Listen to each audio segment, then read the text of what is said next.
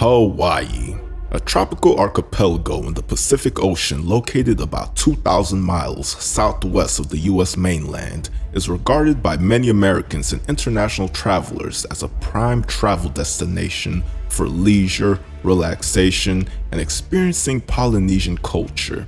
But what if I told you that the events that led to this sunny paradise to become the Aloha state in America are shrouded in darkness? In this video, we will take a comprehensive deep dive into examining the coup d'etat and the unknown details that led a group of American and European businessmen to overthrow a Pacific Ocean monarchy.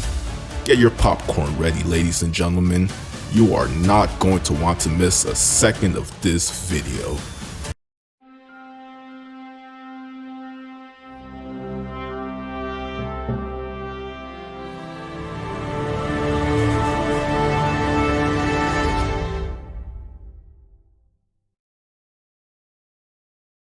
Welcome to the Coup Archives, where I aim to explore the coup d'etats and armed conflicts that have shaped history and influenced our world today. Before we start, please subscribe and smash the like button if you enjoy educational content like this. With that being said, let the video commence.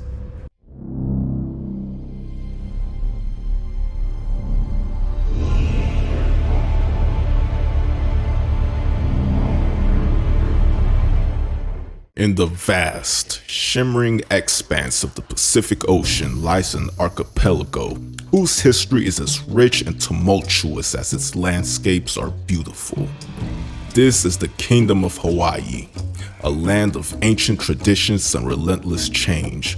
At the heart of this kingdom was the Kamehameha dynasty, a lineage that began its reign in 1795 with Kamehameha the Great, the conqueror who unified the Hawaiian Islands under a single rule.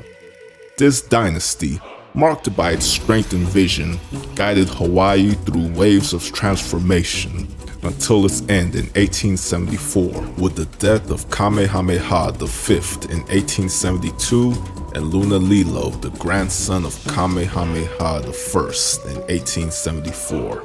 As the Kamehameha dynasty witnessed the flowering of Hawaii's cultural and political life, another force was quietly laying roots that would transform the landscape even further. Sugar, a sweet but formidable force, became a cornerstone of Hawaii's economy from the time Captain James Cook set foot on these islands in 1778. The first permanent plantation took root in Kauai in 1835, spearheaded by William Hooper, who leased 980 acres of land from Kamehameha III and began growing sugarcane. Within 30 years, sugar plantations dotted 4 of the main islands, fundamentally altering the kingdom's economic landscape. Sugar had completely altered Hawaii's economy. The industry's growth attracted American-born plantation owners who sought fair representation in the kingdom's politics, driven by the significant tax contributions their enterprises made. As American influences grew, so did the pressure of the Hawaiian monarchy. This influx of foreign interests was spurred by a mix of missionary zeal and economic ambitions.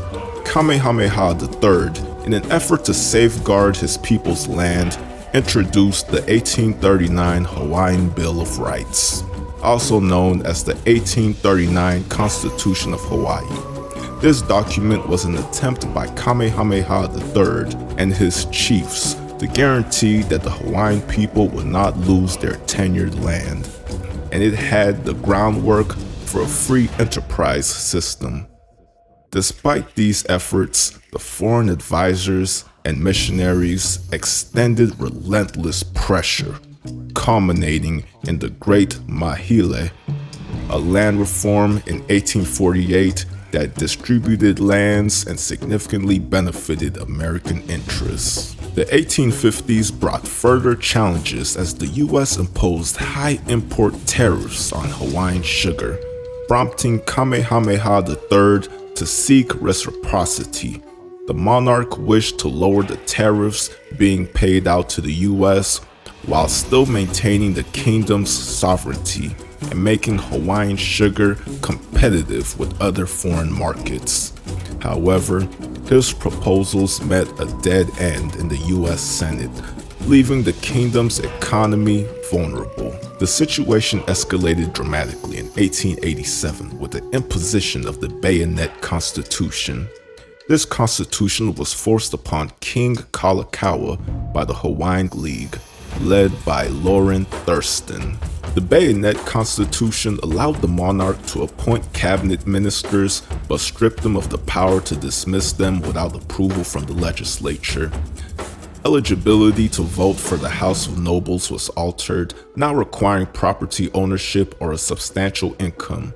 This disenfranchised 2/3 of native Hawaiians, as well as other ethnic groups who had previously held the right to vote but could no longer meet the new requirements.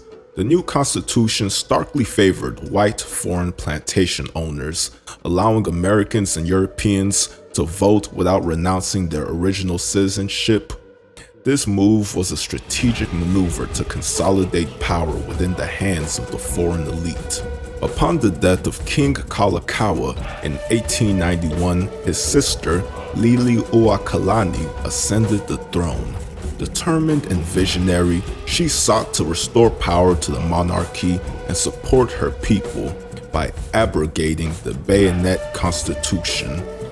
Her proposed 1893 constitution aimed to reduce property requirements for suffrage and eliminating voting privileges for non-citizen residents. This bold move was met with overwhelming support from the Hawaiian population. The Queen toured the islands on horseback, talking to the people about her ideas and receiving overwhelming support, including a lengthy petition in support of a new constitution. However, when Liliʻuokalani informed her cabinet of her plans, they withheld their support, understanding the potential backlash from her opponents. The internal hesitation gave way to external threats. The Committee of Safety, formed by prominent American businessmen and led by Henry E. Cooper, saw an opportunity to overthrow the Queen. The committee consisted of 13 members, all of whom were also members of the Annexation Club, and agreed with Thurston's solution to the dilemma. They received assurances from American Minister John L. Stevens, who was ready to land U.S. troops to protect American interests. On January 12, 1893, Liliʻuokalani introduced to the legislature another want of confidence resolution against her cabinet. Soon after, the Wilcox cabinet resigned, and the Queen appointed a new cabinet more to her liking. On January 14th, during the prorogation of the legislature, Liliʻuokalani made her wishes known to replace the Bayonet Constitution with one that would restore the powers of the crown. News of her intended action spread quickly, and groups of people began gathering to discuss what course of action they would take if the Queen continued her endeavor to create a new constitution. Faced with uncertainty and inspired by Thurston, the Committee of Safety proclaimed a provisional government to establish law and order. Over the next 2 days, the committee garnered support from like-minded individuals and prepared for decisive action. On January 16, as tensions reached a boiling point, Stevens landed 162 U.S. sailors and Marines from the USS Boston under orders of neutrality. They took up positions at the U.S. Legation, Consulate, and Arian Hall, ensuring the success of the Committee of Safety's plan.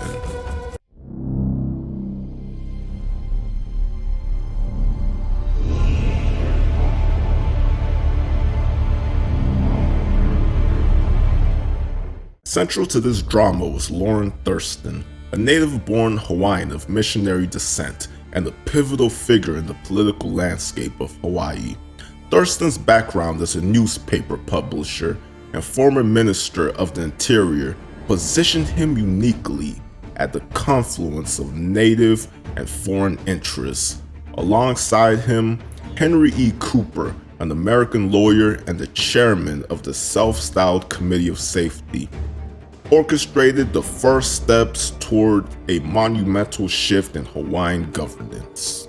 This committee, primarily composed of American and European business elites and kingdom subjects, also included influential figures such as legislators and the Supreme Court Justice of the Hawaiian Kingdom. Their goal was clear: to depose the Queen and establish a provisional government, paving the way for eventual annexation by the United States. Charles B. Wilson, the Marshal of the Kingdom, received credible intelligence about the imminent overthrow planned by Thurston and his compatriots. Despite his urgent request for warrants to arrest the 13 members of the Committee of Safety and to impose martial law, these pleas were denied by Attorney General Arthur P. Peterson and the Queen's cabinet. They feared that such drastic measures would only escalate the already volatile situation. Following a crucial breakdown in negotiations between Charles B. Wilson, the Marshal of the Kingdom, and Thurston, this failure to reconcile their differences propelled Wilson into action. He began to amass a substantial force to defend the monarchy. Together with Samuel Nolan, captain of the Royal Household Guard, Wilson rallied a force of 496 men. These men were poised and ready to protect Queen Liliʻuokalani, signaling their loyalty and readiness to counter any moves by the insurgents. Amidst rising tensions, the Committee of Safety, sensing the urgency to act, issued a stark ultimatum to the Queen. Liliʻuokalani was confined within Lolani Palace, surrounded by forces loyal to the committee. The ultimatum was clear and menacing: relinquish her royal authority and the governance of Hawaii, or face the dire consequences of violence against her subjects. This threat marked a pivotal moment as the forces of the Committee of Safety garrisoned Aliʻiolani Hale directly across from Lolani Palace in a stark display of power and intimidation.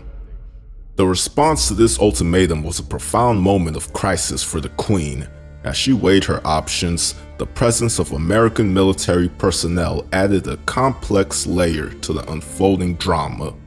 Although the American sailors and Marines stationed in Honolulu did not actively invade the palace grounds or engage in open conflict, their strategic positioning around key locations served as a potent symbol of the United States' implicit support for the provisional government.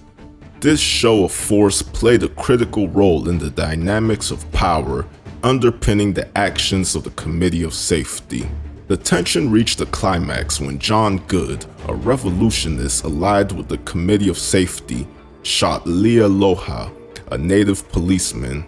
This violent act was intended to intercept a wagon loaded with weapons destined for the insurgents. The Committee of Safety, interpreting this incident as a precursor to a government crackdown, hastened their actions. They fortified their positions around Lolani Palace, effectively commencing the overthrow. Faced with the stark reality of armed insurrection, Queen Liliʻuokalani was compelled to consider her response carefully. The Queen, deeply aware of her precarious position, chose a path she hoped would avoid bloodshed to the force of 496 men shielding her. The Queen would go on to order her forces to surrender. The Honolulu Rifles, a paramilitary group aligned with the Committee of Safety, moved decisively. They took control of government buildings, disarmed the Royal Guard, and effectively dismantled the operational capacity of the monarchy. The Queen was permitted to yield authority under protest to the Committee of Safety. In her official statement yielding authority, the Queen protested against the overthrow on January 17, 1893. I, Liliʻuokalani, by the grace of God and under the Constitution of the Kingdom, Queen, do hereby solemnly protest against any and all acts done against myself and the constitutional government of the Hawaiian Kingdom by certain persons claiming to have established a provisional government of and for this kingdom. Then I yield to the superior force of the United States of America, whose minister plenipotentiary, His Excellence John L. Stevens, has caused the United States troops to land at Honolulu and declare that he will support the said provisional government. Now, to avoid any collision of armed forces and perhaps the loss of life, I do, under this protest and impelled by said force, yield my authority until such time as the government of the United States shall, upon the facts being presented to it, undo the actions of its representative and reinstate me in the authority which I claim as the constitutional sovereign of the Hawaiian Islands. The aftermath of the Queen's surrender saw the rapid establishment of the provisional government under Sanford B. Dole. This new government swiftly declared martial law, suspended the right of writ of habeas corpus on the island of Oahu, and solidified its grip on power, marking a significant transition in Hawaii's governance and a profound shift in its historical trajectory. American Minister John L. Stevens' recognition of this government as the legitimate authority further underscored the deep involvement of the United States in the kingdom's affairs. The United States government, under President Grover Cleveland, soon found itself embroiled in the controversy. Cleveland commissioned James H. Blount to investigate the circumstances surrounding the overthrow. Blount's conclusive report acknowledged Queen Liliʻuokalani as a legitimate ruler and recommended her restoration. Yet, the response from Dole's government was resolute and defiant, firmly rejecting any American interference, stating, "We do not recognize the right of the President of the United States to interfere in our domestic affairs. Such right could be conferred upon him by the act of this governance, and by that alone, or it could be acquired by conquest." President Grover Cleveland, a key figure in this historical drama, was a steadfast opponent of the annexation of Hawaii. He addressed Congress with a clear condemnation of the U.S. military's actions in Honolulu, stating, "The military demonstration upon the soil of Honolulu was of itself an act of war, unless made either with the consent of the government of Hawaii or for the bona fide purpose of protecting the imperiled lives and property of citizens of the United States. But there is no pretense of any such consent on the part of the government of the Queen." James Blount's investigation into the overthrow of the Queen ended up leading to the recall of Minister Stevens and the resignation of the military commander of forces in Hawaii. President Cleveland, in his 1893 State of the Union address, stated, "Substantial wrong has thus been done with a due regard for our national character, as well as the rights of the injured people, requires we should endeavor to repair the monarchy." He further emphasized that upon the facts developed, it seemed to me that only honorable course for our government to pursue was to undo the wrong that had been done by those representing us and to restore as far as practicable the status existing at the time of our forcible intervention. The matter was referred to Congress on December 18, 1893, after Queen Liliʻuokalani refused to accept amnesty for the traitors as a condition of her reinstatement. The Senate Foreign Relations Committee, chaired by Senator John Tyler Morgan and composed mostly of senators in favor of annexation, launched their own investigation. They sought to discredit Blount's report using pro-annexationist affidavits from Hawaii and testimonies provided to the U.S. Senate in Washington, D.C. The Morgan report, which emerged from this investigation, exonerated Minister Stevens and the U.S. military troops, finding them not guilty of involvement in the overthrow. Faced with these conflicting reports, Cleveland's efforts to restore the Queen were stalled. He ultimately adopted a position of recognition for the so-called Provisional Government and the Republic of Hawaii that followed. The Republic of Hawaii was declared in 1894 by the same parties who had established the Provisional Government. Among them was Loren A. Thurston, a drafter of the Bayonet Constitution. The Committee of Safety, which had orchestrated the overthrow, asked Sanford Dole to become the president of the forcibly instated republic. He agreed, and on July 4, 1894, he became the president.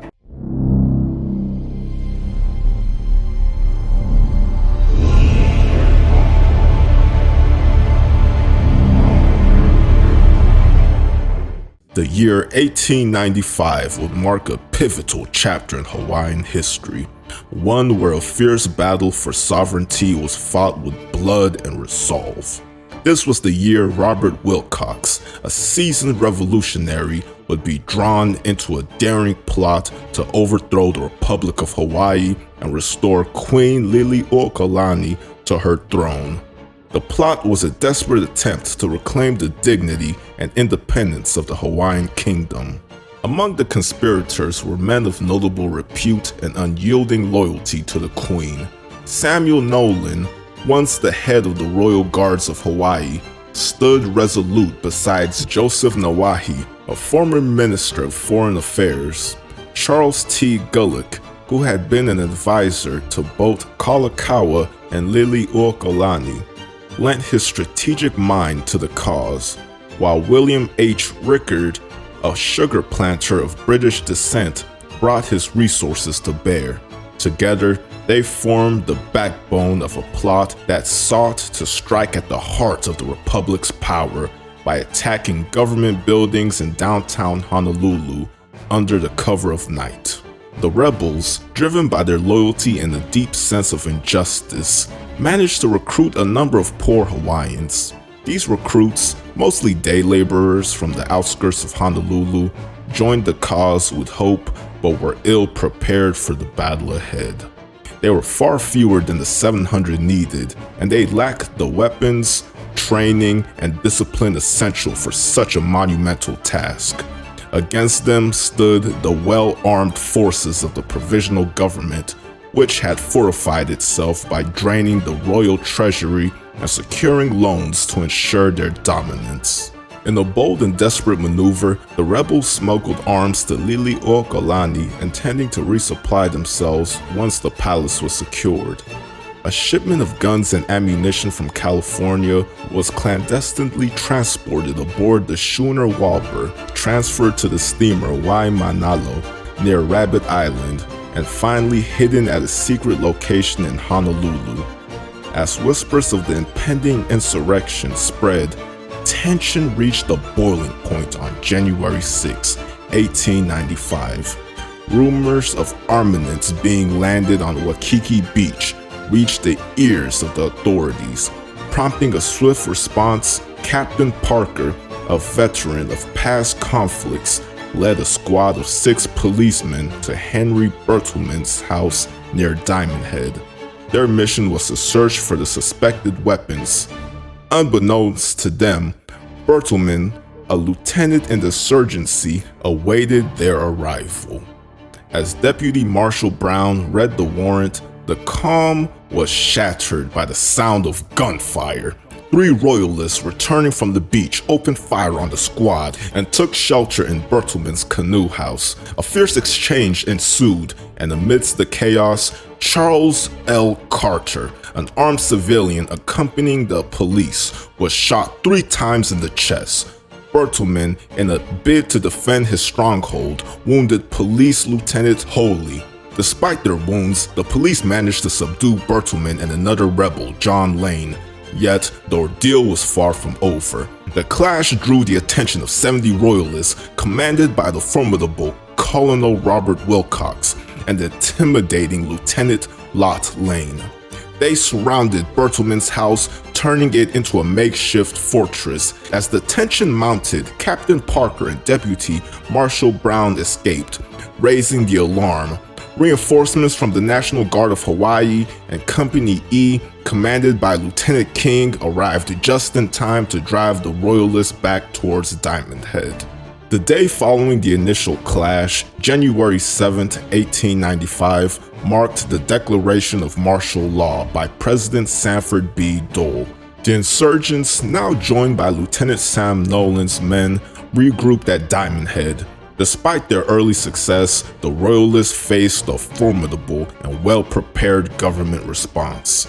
Marshal Edward G. Hitchcock, determined to crush the rebellion, deployed men and artillery to halt their advance. Lieutenant Coyne, with a detachment of 25 men, joined forces with Lieutenant King near Kapiolani Park. Preparing for a decisive confrontation, artillery fire from the government forces initially missed its mark, but persistence paid off. A barrage of cannon fire eventually scattered Wilcox's forces. Recognizing the futility of their position, the Royalists retreated to Waialae, adopting a new strategy to move north into the Ko'alu Mountains and avoid the government forces concentrated in the south. As the rebels retreated, Nolan's men outnumbered police along Waialae Road. Shots were fired, but no casualties resulted, and the police withdrew. The Republic's army, bolstered by cannons and a commandeered tugboat named Ilu, advanced relentlessly. The Ilu, armed with grape shot, attacked Wilcox's men at Waialae, forcing them to abandon their position and seek refuge. The Royalists found temporary respite at Anton Rosa's residence, a former headquarters with an army cache. However, the relentless pursuit by government forces soon forced them to move again. Nolan's men, tasked with capturing Punch Bowl, had been waiting and hiding at Mauumei. They engaged police on reconnaissance, forcing them to retreat. This encounter drew the attention of Captain C.W. Zayler's company, which advanced on the Royalists, driving them back to Mauumei. The fighting reached a deadlock, with both sides entrenched and unable to inflict significant casualties. It was only the arrival of a howitzer that broke the stalemate, compelling 33 of Nolan's men to surrender. Nolan himself escaped, convinced by his officers that his capture or death would be a greater loss to their cause. January 9, 1895 saw the final stand of the Royalists. Wilcox's men, now reduced to 100 and demoralized, retreated into Manoa Valley. Starving and weary, they faced government forces led by Captain P. Smith and Lieutenant Jones. A fierce gun battle ensued, pushed the Royalists to the back of the valley, where they were surrendered on 3 sides by mountains. The ensuing siege and artillery barrage lasted until nightfall, but under the cover of darkness, many managed to escape. In the aftermath, a weapons cache was discovered and linked to Liliʻuokalani, leading to her arrest on January 16. Wilcox and other leaders were tried by military tribunal, found guilty of treason and sentenced to death. However, Wilcox's sentence was commuted to 35 years. Liliʻuokalani and other political leaders were convicted of misprision of treason. To prevent further bloodshed, Liliʻuokalani formally abdicated her throne in a letter on January 24, 1895. President Sanford B. Dole eventually pardoned the Royalists after they had served part of their sentences.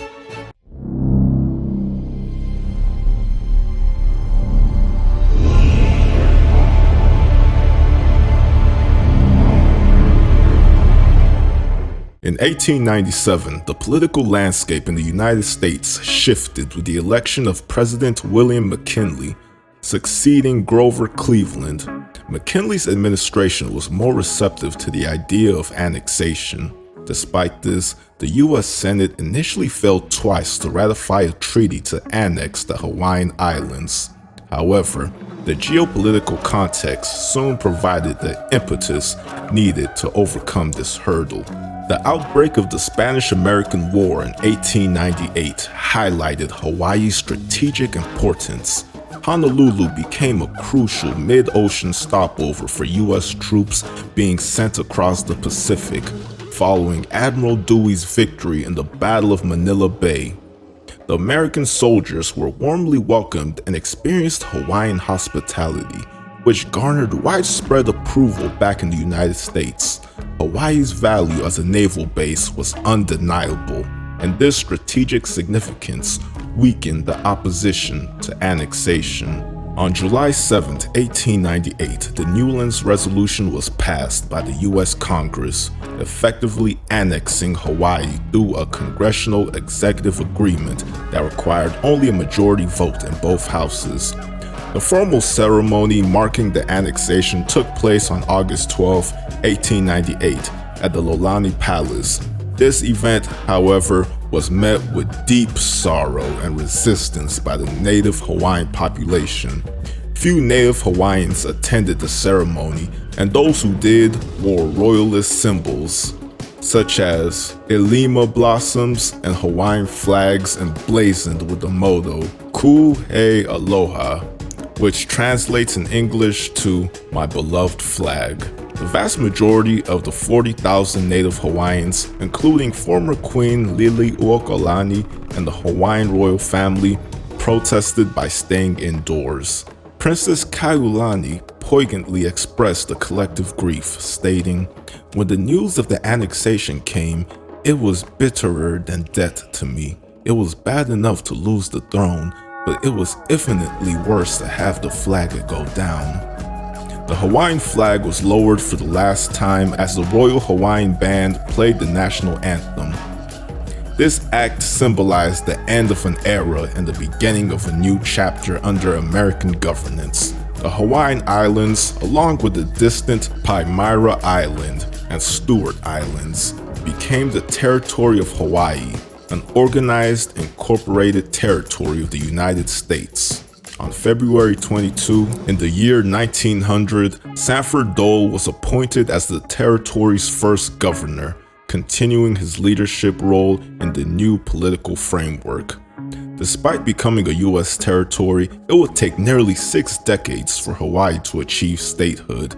It was not until 1959 that Hawaii was admitted as the 50th state of the United States. Throughout this period, the Liliʻuokalani Palace, once the royal residence, served as the capital building of the Hawaiian government until 1969. The annexation of Hawaii remains a deeply emotional and controversial chapter in the island's history.